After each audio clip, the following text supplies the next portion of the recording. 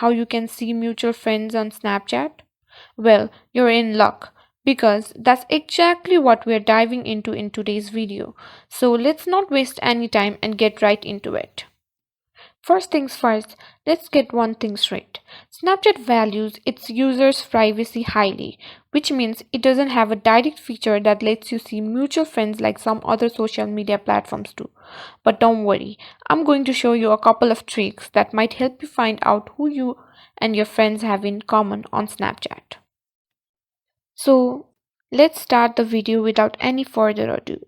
So to see mutual friends on Snapchat, basically you can click on the profile over here, and after you click on profile, scroll down until you see add friends and click on add friends. As you guys can see in this quick add section, every person you can see here over here is a mutual friend.